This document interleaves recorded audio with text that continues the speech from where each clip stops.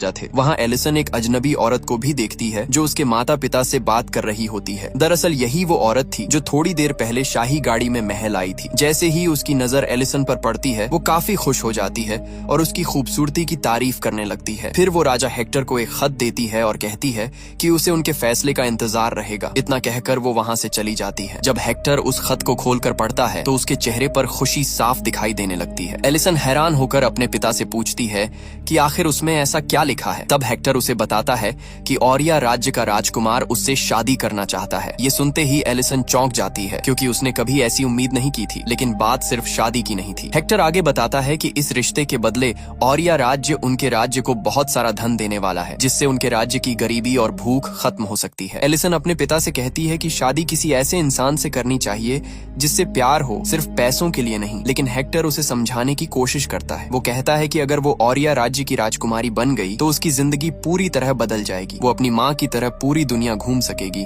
और एक बेहतर जिंदगी जी पाएगी। यही हमें पता चलता है कि हेक्टर की पहली पत्नी की मौत हो चुकी है और अब वो अपनी दूसरी पत्नी हेलन के साथ रहता है। हालांकि हेलन सौतेली माँ थी, लेकिन उसने कभी भी एलिसन और उसकी छोटी बहन फ्लोरिया को ये महसूस नहीं होने दिया कि वो उनकी असली माँ नहीं है। वो दोनों बहनों से बहुत प्यार करती थी। आखिरकार एलिसन अपने राज्य और अपनी प्रजा की हालत को देखते हुए इस शादी के लिए हाँ कर देती है। फिर अगले ही दिन वो अपने पूरे परिवार के साथ ओरिया राज्य के लिए रवाना हो जाती है। कई घंटों के लंबे सफर के बाद आखिरकार एलिसन और उसका परिवार ओरिया राज्य पहुंच जाता है। जैसे ही वो राज्य के अंदर आते हैं, एलिसन की नजर हर जगह लगी विशाल ड्रैगन की मूर्तियों पर पड़ती है। वो मूर्तियां इतनी बड़ी और डरावनी होती हैं कि उन्हें देखकर ही अजीब सा एहसास होने लगता है। इसके बाद सभी लोग महल में पहुंचते हैं। महल बेहद शानदार और खूबसूरत होता है, जिसे देखकर एलिसन और उसका परिवार काफी प्रभावित हो जाता है। रात को अपने कमरे में जाते समय एलिसन की नजर सामने वाली बालकनी में खड़ी एक लड़की पर पड़ती है, लेकिन इससे पहले कि वो उससे बात कर पाती,